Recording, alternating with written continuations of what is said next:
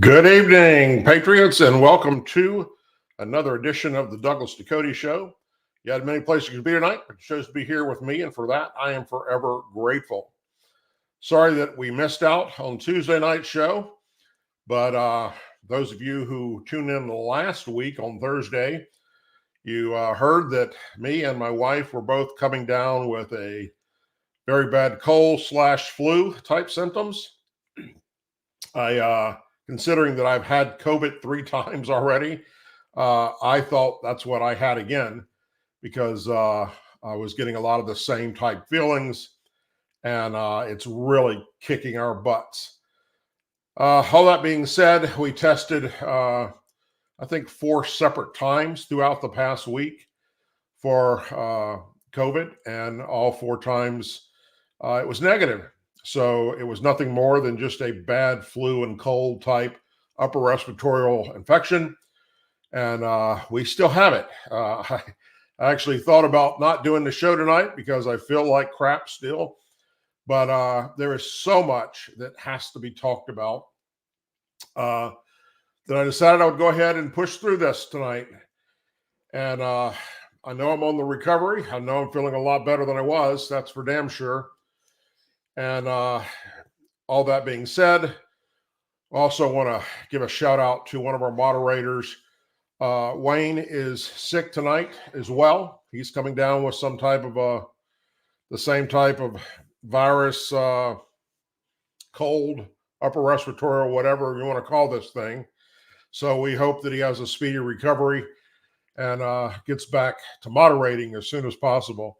So Wayne, we wish you all the best and pray that you get through this real quickly and safely. Okay, so before we dive into tonight's show, I want to briefly touch on what many of you have seen happen over the past several days. And I don't have anything written up for this. I'm just going to talk off the cuff about it because it's really not much to say about it other than it's wrong. And that is that our defense secretary went AWOL, basically. Nobody knew where he was at. He just disappeared. Although the medical staff at Walter Reed Hospital knew where he was at because that's where he was. He went in for some type of a medical procedure and then was sent home and then started having complications from it. He went back to Walter Reed, where they put him in intensive care. He underwent several surgeries, and he is still, as I speak, in the hospital at Walter Reed, which is where the defense secretary would go, as well as the president or anyone in the higher chain of command in our government and the U.S. military.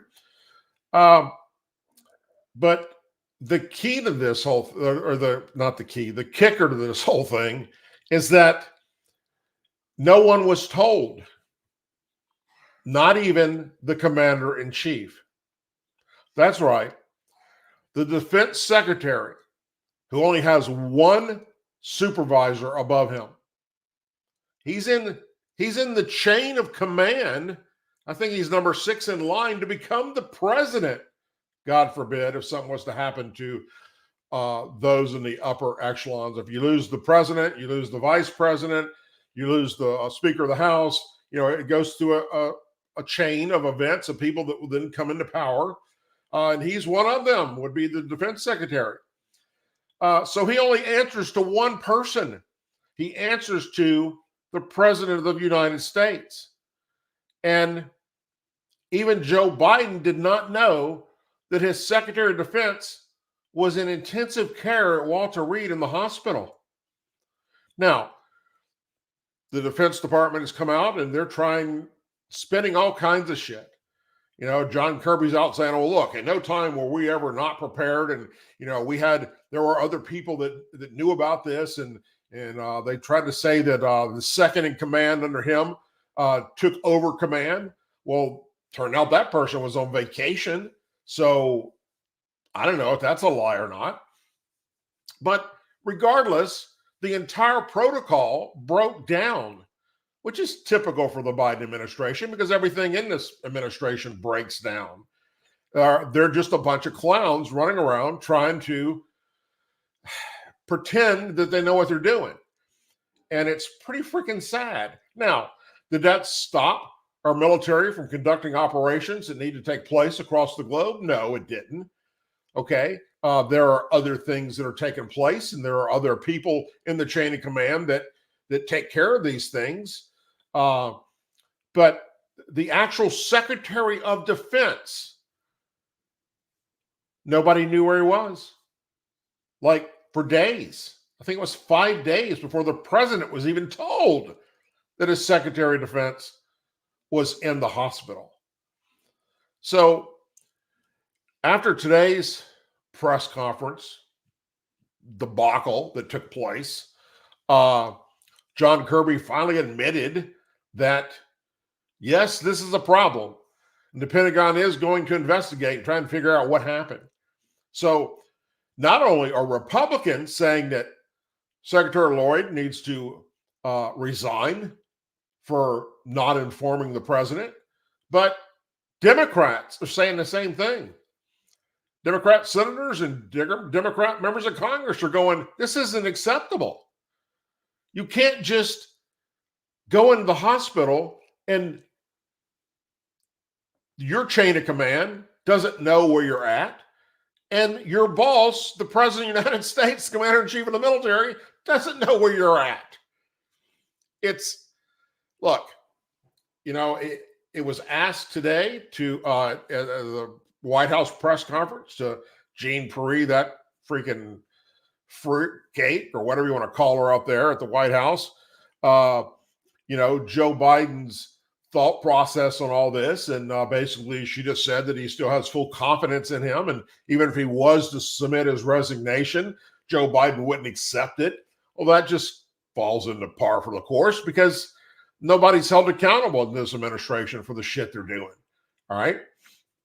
So anyhow, that's all I wanted to touch bases with that. I don't know where this is going. I don't see him stepping down. I just see them doubling down on stupid as they always do. And it is what it is. But speaking of our U.S. military and things that are taking place right now, and this is kind of breaking news tonight, I guess. It just recently happened at around 6 p.m. this afternoon. The United States military and Britain military carried out a series of airstrikes, took place at around 6 p.m. this evening on military locations belonging to Iran-backed Houthis in Yemen in response to the militant group's ongoing attacks on commercial ships traveling through the Red Sea. In anticipation of the attack, this terrorist group transported some of its weapons and equipment and fortified others in different locations, the Wall Street Journal reported, citing a U.S. defense official. Prime Minister Rishi Sunak briefed his cabinet and ministries late this evening on the immediate military intervention.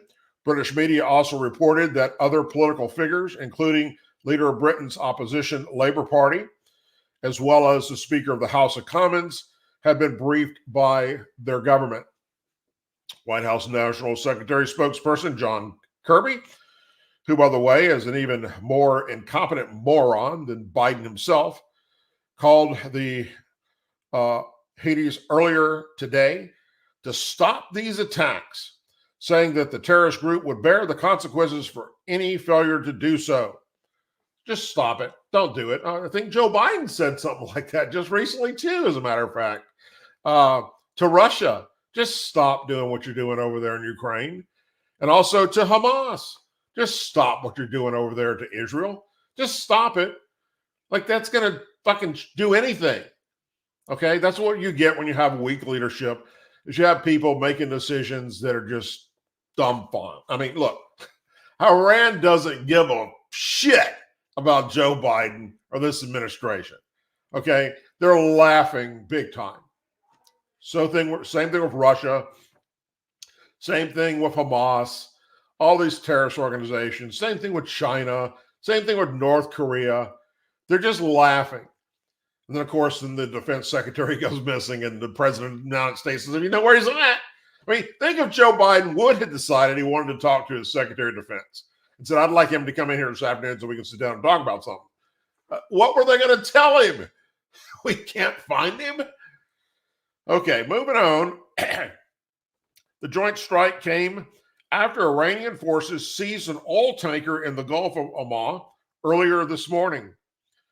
The seized vessel was in transit to Turkey when the Iranian naval forces boarded and seized the vessel, according to Pentagon Press Secretary Major General Pat Ryder at his press conference today.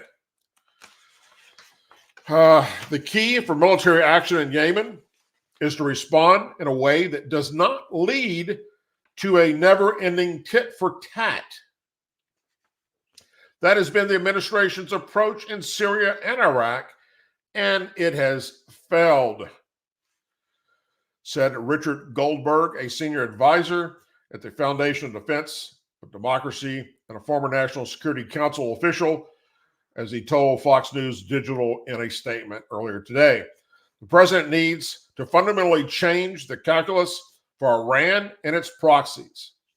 Has President Biden ordered the Houthis to be relisted as a foreign terrorist organization? No, he hasn't. President Biden ordered the $10 billion for Iran to be frozen. Was it actually frozen? Do we know? They're not saying. Will any IRGC targets in Yemen or Iran's intelligence cargo ships be targeted? These are all relevant questions that help inform what the policy is and whether deterrence will actually be restored. Yemen's Iranian-backed militants have stepped up attacks on commercial vessels in the Red Sea in recent weeks in protest against Israel's war in Gaza. Various shipping lanes have suspended operations, instead taking the longer journey around Africa. 14 countries, including the U.S., issued a joint statement last week saying the Houthis will bear the responsibility for the consequences should they continue to threaten lives, the global economy, or the free flow of commerce in the region, critical waterways. The U.S. military said this terrorist organization on Thursday had staged their 27th attack on shipping since November 19, firing anti-ship ballistic missiles into international shipping lanes in the Gulf of Aden. Earlier this week, U.S. and British naval forces shot down drones and missiles fired by the terrorist organization towards the southern Red Sea after the Royal Naval ship HMS Diamond was attacked by them. The terrorists also seized much of Yemen in a civil war, have vowed to attack ships linked to Israel or bound for Israeli ports. However, none of the ships targeted so far have any links whatsoever to Israel. Now, I've said this many times before, and I will continue to say it. I don't want America back in any more global conflicts. Although, if you haven't noticed, this administration has got us knee deep in all types of just crap. Our military forces are engaged in combat operations 24/7 right now against terrorist targets and people that want to do us harm. The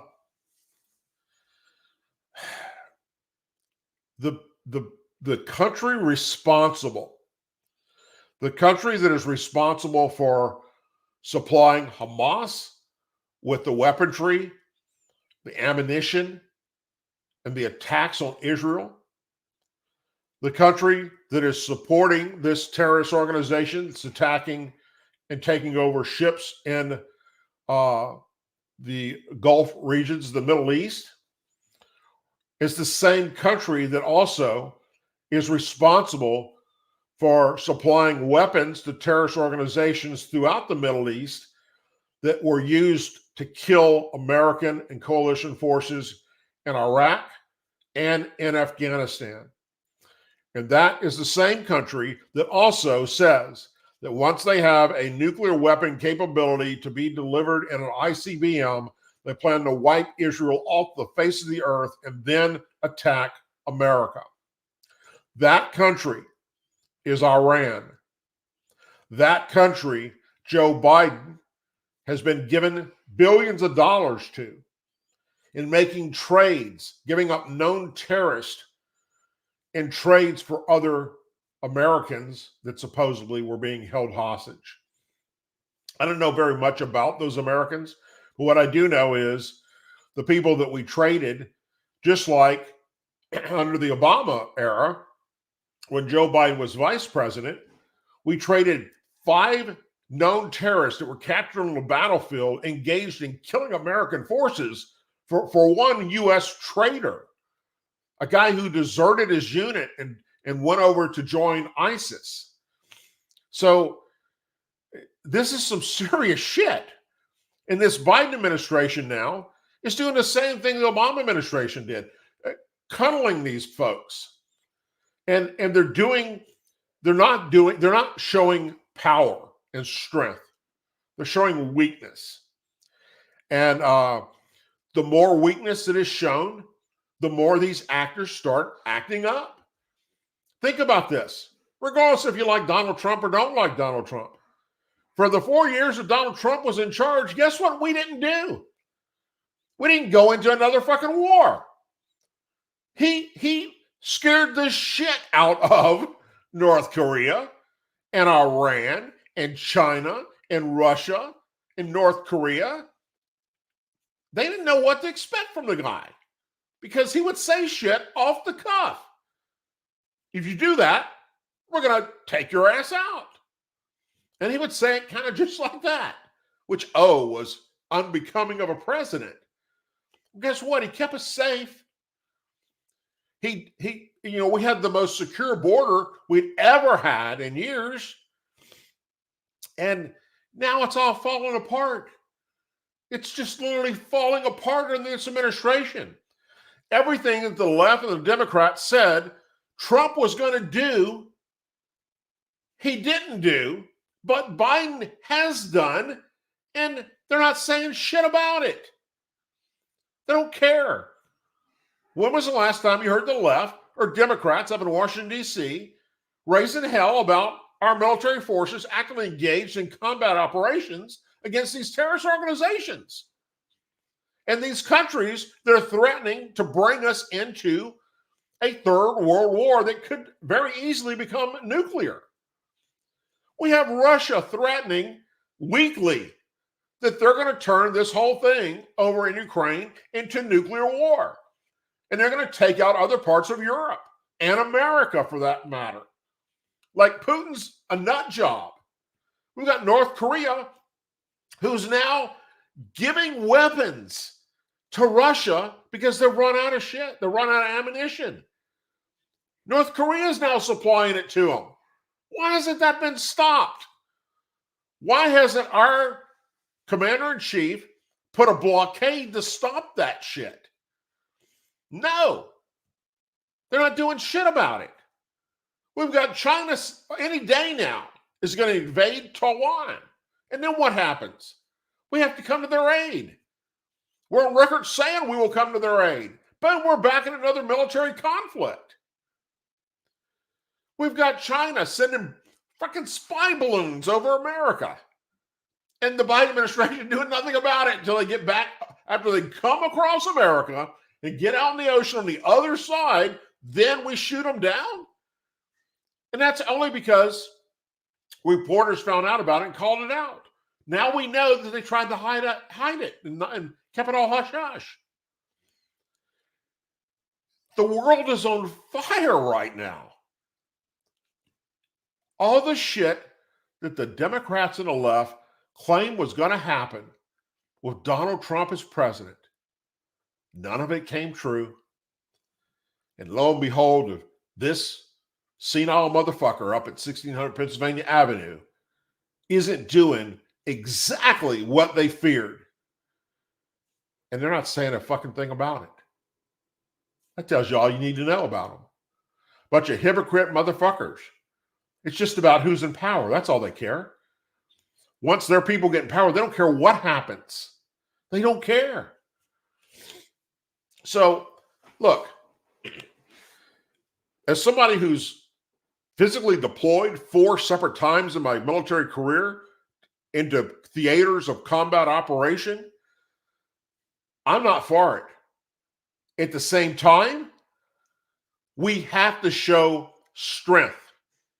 And we have to stop Iran in their tracks cold. We have to do a preempted strike directly into Iran, along with Israel and our coalition forces, and immediately wipe out their entire military structure, command and control, their naval forces, their air forces, their armed forces, military ground forces, all their military installations. Trust me, the Pentagon has targets for all of them. And in a matter of 24 hours, American forces working with our coalition forces can destroy the entire military machine of Iran just like that. And you think this administration is going to do it? Not no, but hell no. Because they're a bunch of pussies. They're too fucking weak to stand up to these people that are hell-bent on destroying decent humans and mankind across this globe, that doesn't want to bend to their ideology of Islamic rule. It is time that somebody get into 1600 Pennsylvania Avenue that has the balls to stand up to these rogue nations and say enough is enough. And the only way they listen, the only way, is if they fear that you're crazy. And that's what they did with Donald Trump. They literally thought this man is a nut job. He's going to blow us off the face of the fucking earth if we screw up, and it worked. Or you actually take the military operation and destroy their military, period. And that can be done. And until that gets done, this is only going to fester. It's only going to get worse. Eventually, we're going to have jets that are going to be shot down, whether the U.S. Navy or the U.S. Air Force. We're going to have military ships of ours or our coalition get actually get a missile come through and attack them. We're going to have boots on the ground getting killed. It is nothing but a clusterfuck unfolding across this globe right now. And the left and the Democrats are just whatever. Mayberry RFD 101, just going about their business. You know, don't put that one bullet in your revolver because, you don't want to intimidate anybody. Moving on. Dr. Anthony Fauci. I don't know if y'all heard about this today, but everything the right's been saying about that son of a bitch, about this whole thing that went down with this virus, this jab, it's all coming true. It's all coming true. It's all unfolding. And of course, you know, we've got people trying to shut it down on a regular basis and stop us from saying it on a regular basis. And it's just, it's horrible. Dr. Anthony Fauci, the public face of the U.S. coronavirus pandemic response, told lawmakers this week, you ready for this? That the social distancing recommendations forced on Americans sort of just appeared and were not based on scientific data. He finally admitted there was no data, scientific data behind it at all. Fauci made the startling revelation in a closed-door interview with the House Select Committee on Coronavirus Pandemic. He also testified that the lab leak hypothesis, which was often suppressed, was not a conspiracy theory after all, and that the policies and mandates he promoted may increase vaccine hysteria in the future. You think? Congressman Brad Winstrup committee has been investigating whether government officials at the time, including Fauci, worked to suppress questions about whether the pandemic was a result of a lab leak in Wuhan, China. Republicans have accused those officials of pushing the national origin theory in a bid to protect China. Fauci became a political polarizing figure during the pandemic. He was vilified by those opposed to lockdowns, masking rules, and vaccine mandates, while being idolized by those who agreed with the government's actions.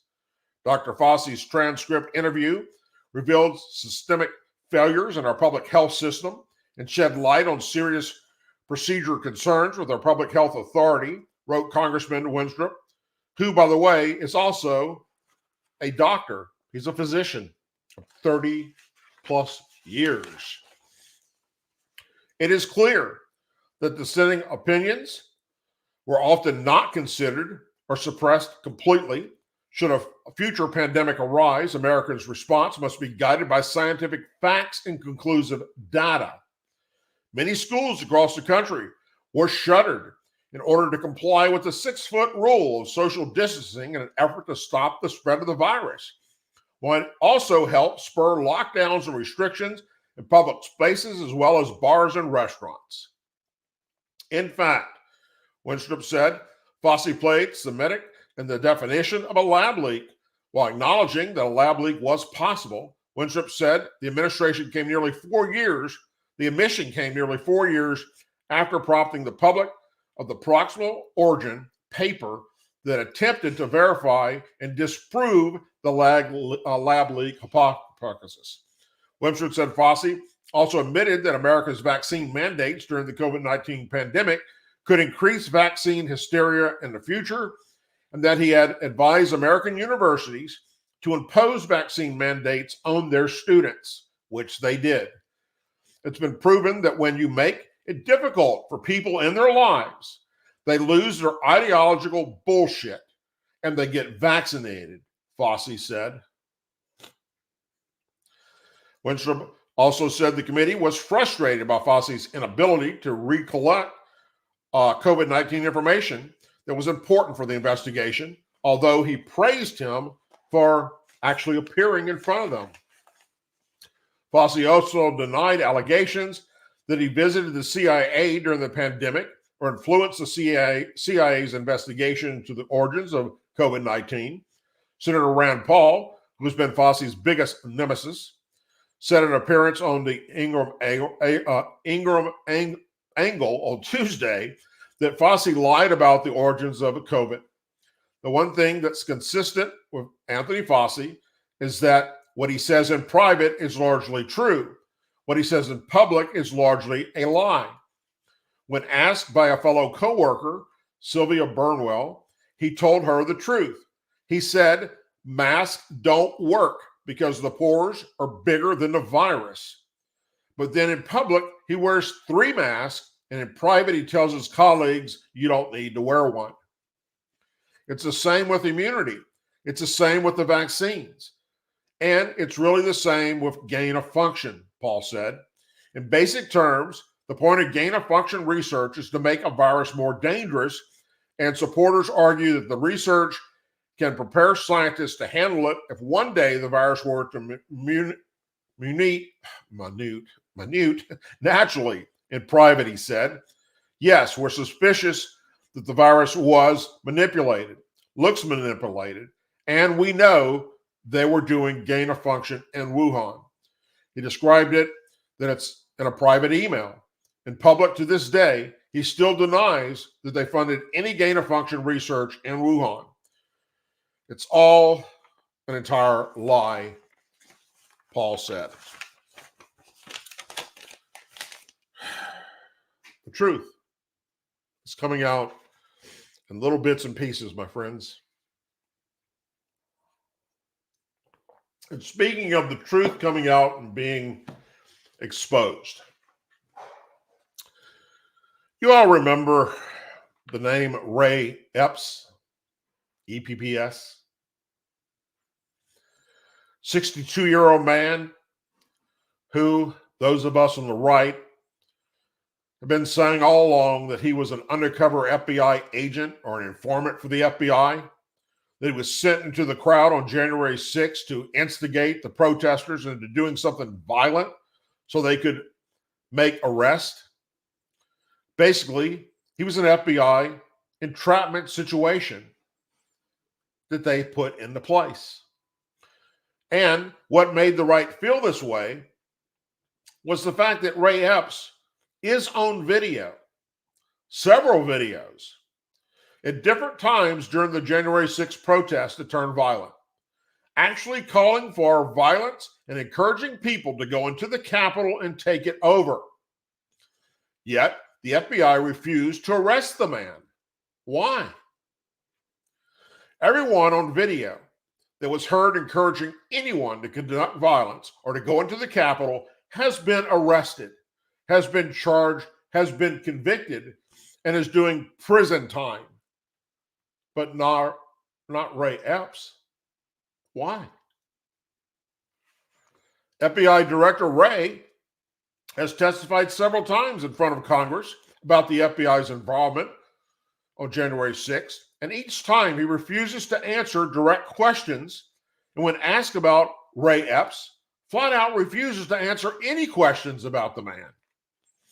Well, the heat has finally gotten too hot in the kitchen for the FBI, and they had to do something, because Ray Epps, walking around a free man, while those that did not do even a quarter of what he did are sitting in prison. It's finally been exposed that you can't tell us this man isn't connected with the feds somehow, because there's video, much video, all over YouTube. You can see it yourself, of Ray Epps encouraging violence and overthrow of the government. But yet, he's never arrested and charged by the FBI. And what the FBI and Department of Justice finally did to Ray Epps proves beyond a doubt what the right has been saying all along, that this was a setup instigated by the FBI to get MAGA Trump supporters to do something stupid so they could make arrest. and that Ray Epps was an FBI agent or an informant.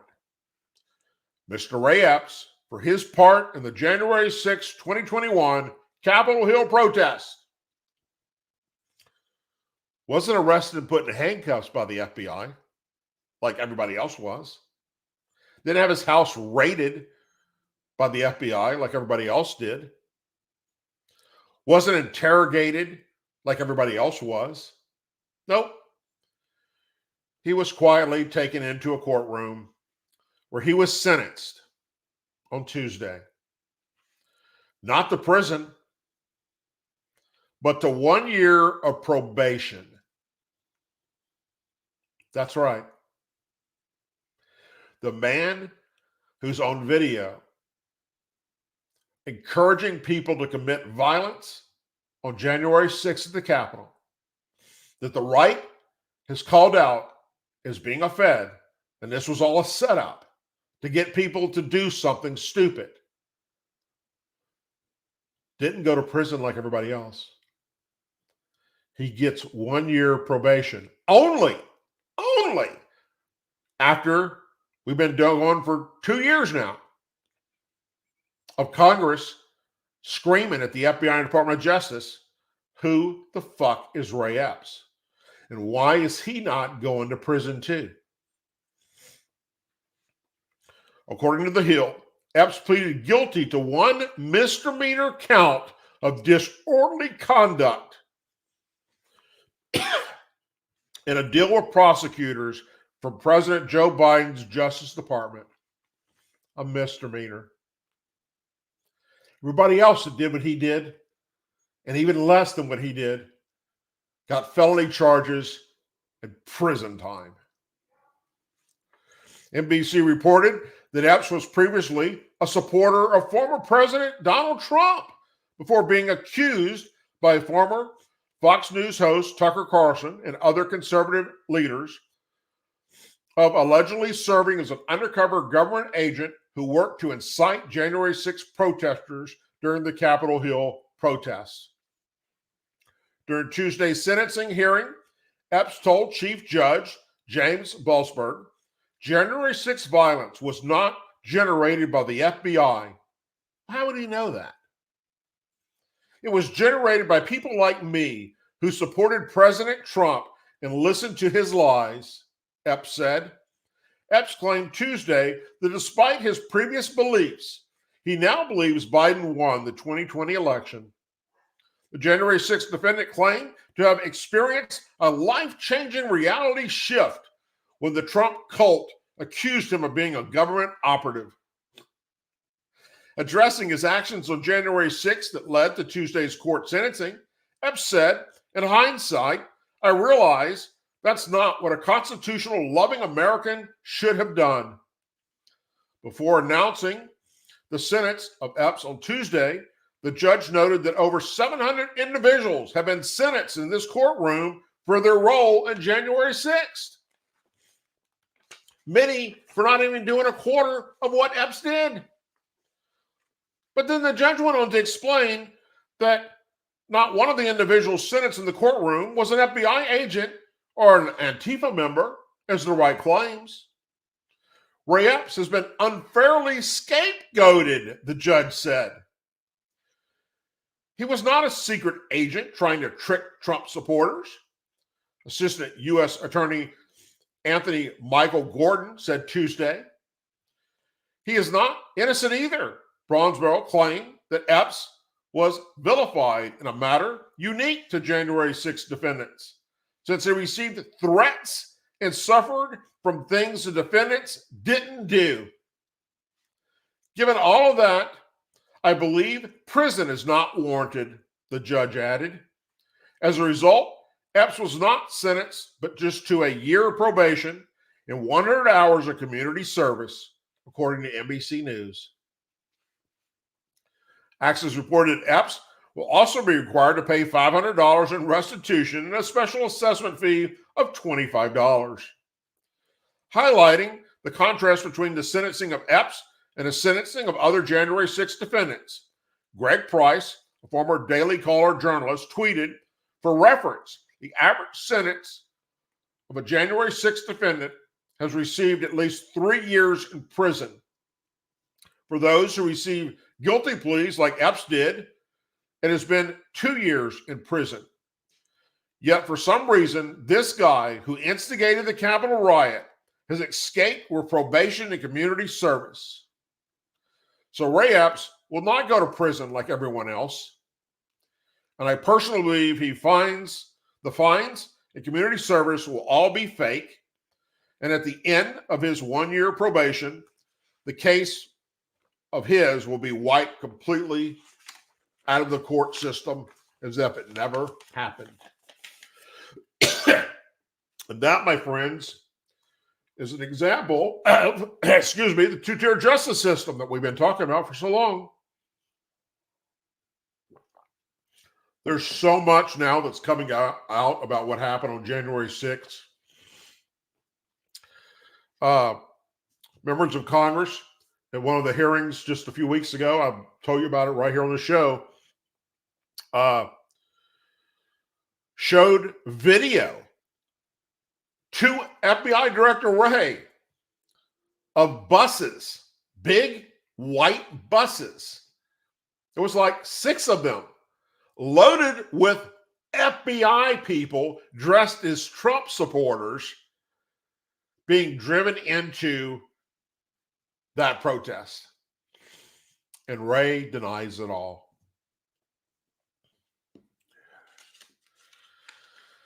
No one is above the law, right?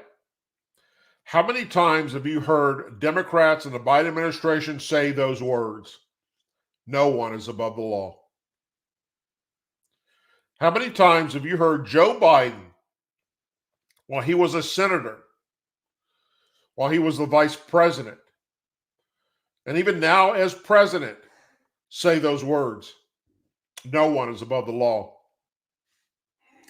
How many times have you heard Joe Biden say, when he was a senator or as vice president or as president, anyone who does not pay their taxes should be prosecuted to the full extent of the law? Especially when he was talking about Donald Trump.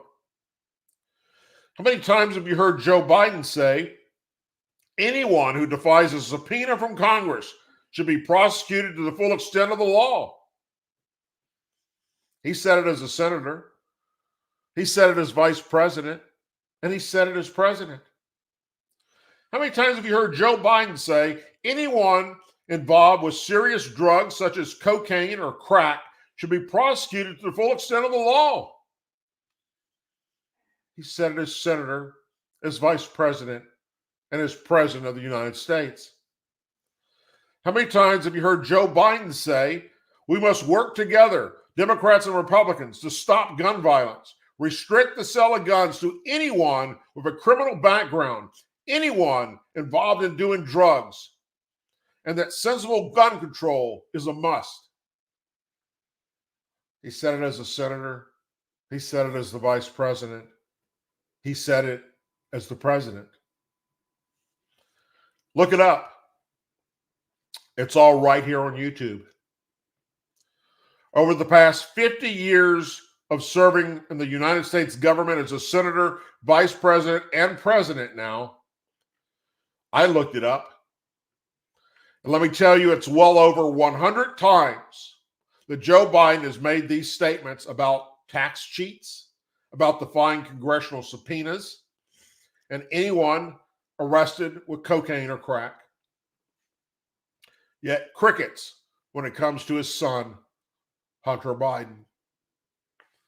Hunter Biden pleaded not guilty today on federal charges he faces in California for failing to pay taxes on at least $1 million. The embattled son of the president made his initial appearance today in federal court in Los Angeles in the case brought by special counsel David Weiss. Hunter Biden has been charged with 9 counts relating to a tax avoidance conspiracy that prosecutors say he implemented over several years while enjoying a lavish and at times salacious lifestyle. Hunter Biden's attorney has argued that they amount to nothing more than a political hit job. Republicans have focused on the president's son and his overseas business dealings with Ukraine and Chinese companies, accusing Joe Biden himself of financially benefiting from Hunter Biden's dealings, claiming they are all yet unproven. The charges against Hunter Biden stem from a year-long investigation by Weiss, the U.S. Attorney of Delaware, who was appointed by a special counsel by Attorney General Merrick Garland back in August. After Hunter Biden entered a plea deal of not guilty, the judge overseeing the case in California moved quickly to setting a trial date, as well as filing and hearing deadlines in the case. I'm kind of keeping you on a tight schedule, the federal judge, Mark Scars, said after setting the trial date case for June 20th of 2024. We like to move things along, he said. Now let me stop right there for a second and tell you that that's an utter lie. All my law enforcement experience, federal as well as county, was in California. And I can assure you that nothing moves fast in the court system in California.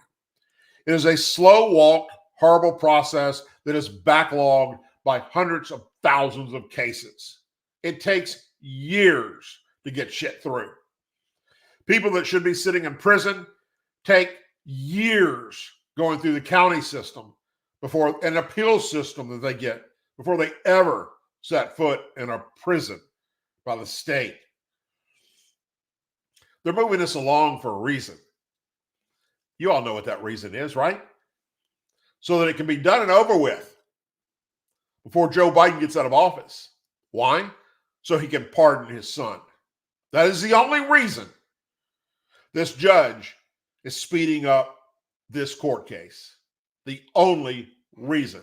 I guarantee you. We like to move things along, he said. Prosecutor Leo Weiss told the court that discovery in the case had already largely been handed over, and that some discovery in the Delaware case, where Hunter Biden faces 3 gun-related charges, will also be used in the case in California. Isn't that convenient? It's a common production, Weiss noted, coming out of the same investigation. Hunter Biden's attorney, Abe Laurel, did not object to the date set by the judge, but noted that the dates in the Delaware case have not yet been set. The next hearing in the California case is set for late March.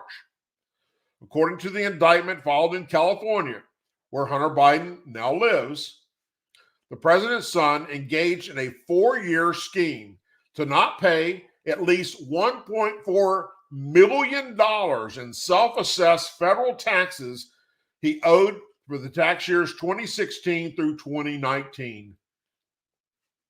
The defendant spent his money on drugs, escorts, prostitutes, girlfriends, luxury hotels and rental properties, exotic cars, clothing, and other items of a personal nature. In short, everything but his taxes, the indictment states. Prosecutors say Hunter Biden falsely claimed some of these expenses, including payments to prostitutes, as deductions on his taxes. He has since paid the IRS back what he owes in taxes and penalties. In his 2021 autobiography, cited in the indictment, Hunter Biden detailed his struggle with addiction, including with crack cocaine, a period of overlaps with some of the time frame covered in the indictment. The Justice Department has previously said that if convicted of the tax charges, Hunter could face a maximum of 17 years in prison. That'll never happen.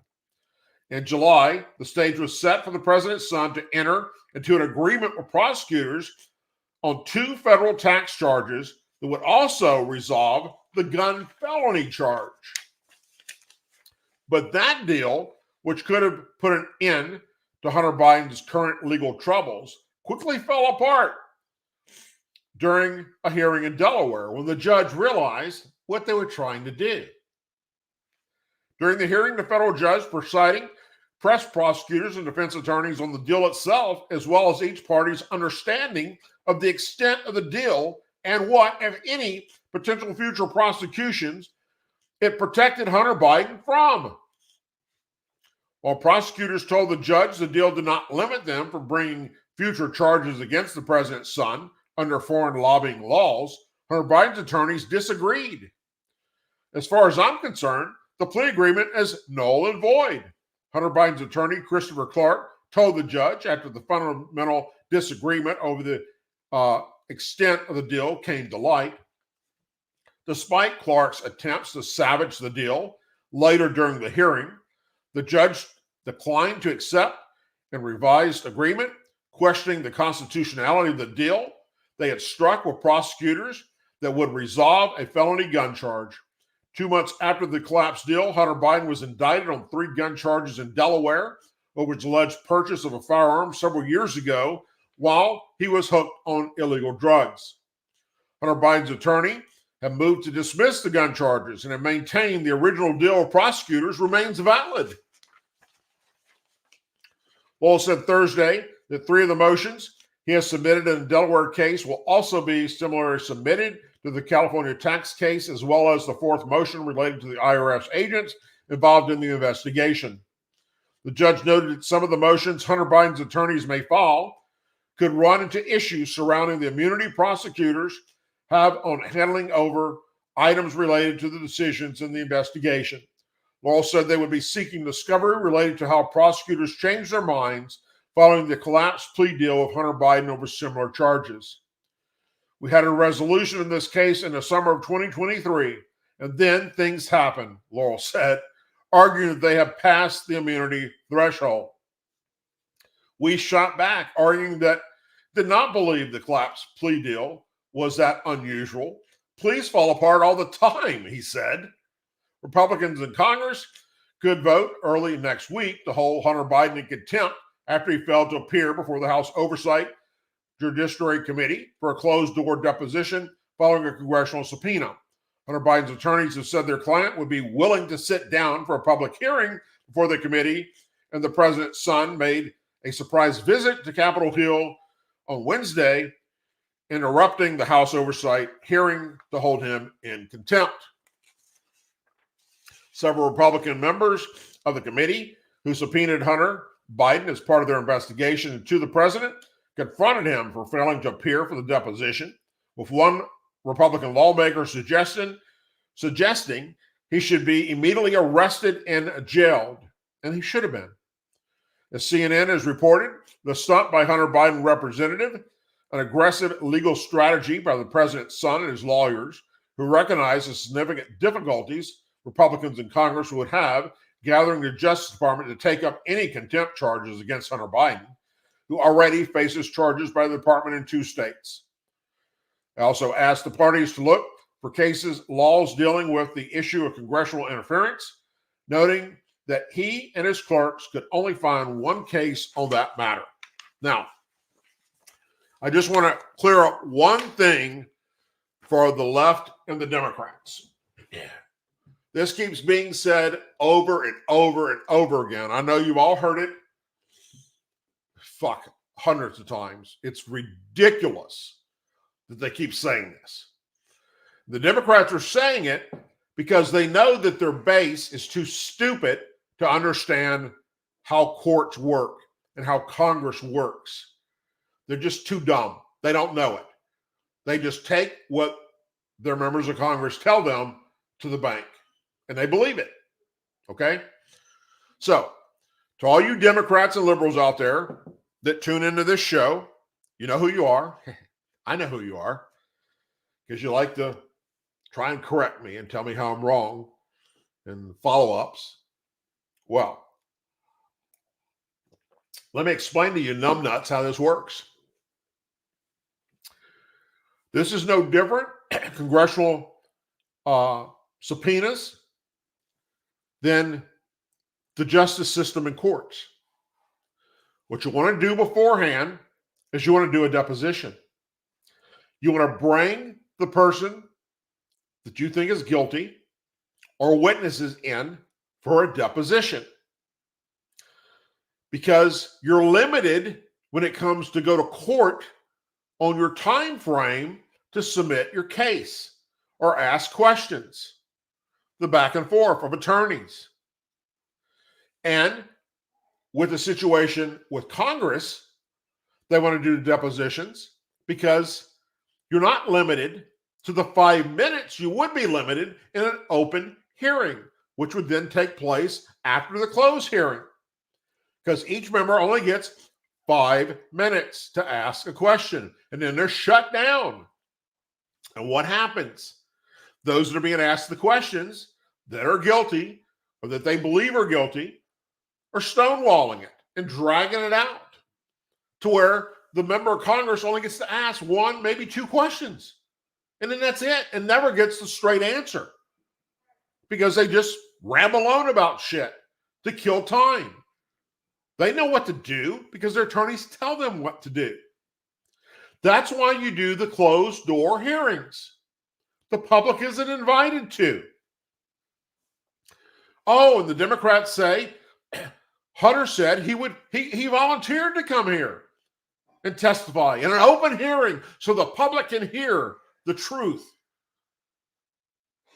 They forget to tell you that was all in the plan, of course, after the closed door deposition, which is the normal process of Congress and the normal process of the fucking court justice system outside of Congress, so that you can find out all these answers. They're not limited to 5 minutes. They can keep going and going and going until they trap the son of a bitch into lying. That's what that's about. Oh, they also did that to every one of Trump's kids, except for the youngest one, because he wasn't over 18. Ivanka, Jared, all of his kids. The Democrats, on their January 6th investigation, drug all of them in to closed-door hearings, depositions, where the public wasn't invited. Before they would have them out in an open hearing, where the public is invited. And guess what? Because in the deposition and closed doors, they asked all the questions, and the Trump kids had all the right answers. They didn't have shit they could do with them.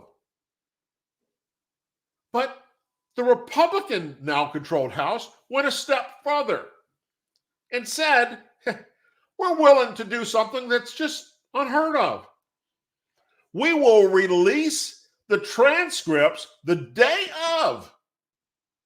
When that closed door hearing is finished, when that deposition is done, the transcripts will be released to the public so they can hear, Hunter, everything that we asked you and everything you said. And then we'll drag you in for the whole world to hear your lies and nail you to the fucking cross. But the Democrats don't want that out there. They don't want you to know the truth. They don't want you to know how this actually is supposed to work. Nope. They're making it sound like Republicans are just making all this shit up, picking on poor Hunter, and they don't want to hear the truth. They want it secretly done behind closed doors because that's the way it's supposed to be done. That's exactly what they did to Trump's kids. So all you Democrats and liberals out there that are claiming that Republicans are on this fucking just horrible witch hunt to take down the Bidens and doing shit illegally and don't want to hear the truth from Hunter Biden, fuck you. You know what the goddamn truth is. But your people that listen to you and your base for Joe Biden are too fucking stupid to understand the way it's supposed to work, so they believe the crap that's coming out of your mouth. Well, the rest of us on the right side of the aisle know the truth. And then there are people like me that have been part of that process for many years. willing to come here and share it with you so that you understand that the Democrat members of Congress are a bunch of lying, no good pieces of crap.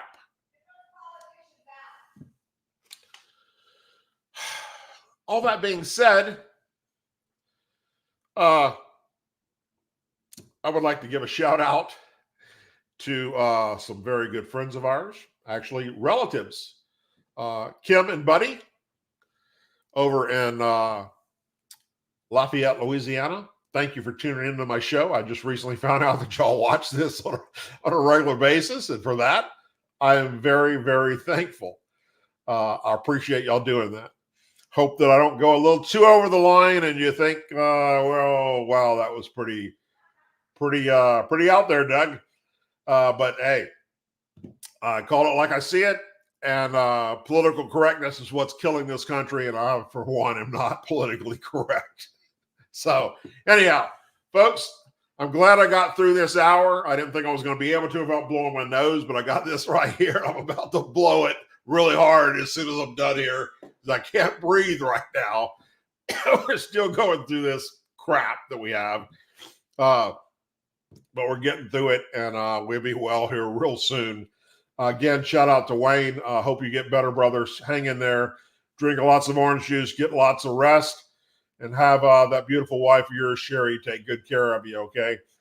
Folks, thank you for joining us. If anything breaks between now and next Tuesday's show, I'll be sure to do a video about it or come do a live show other than that. Have a blessed weekend coming up. Whatever you do, please be safe. Pay attention to your surroundings. We're not out of the clear yet. There's a lot of bad, evil things happening, and people that have come across that southern border that shouldn't be there. As always, please say a prayer for our men and women serving the United States military, our veterans, our law enforcement officers, our first responders and their families, our angel families, our blue and gold star families in our country. May God bless the United States of America. May God bless each and every one of you. And I'll close by saying this. If you do not know what angel families are, or you do not know what blue and gold star families are, please, please Google that tonight. Look it up. Learn about them. They need our support more now than ever before, because this current administration, the Joe Biden administration, is pissing on the graves of their loved ones, and that is unacceptable. Thank you. Good night. And I'll see you back here next Tuesday. Take care, everyone.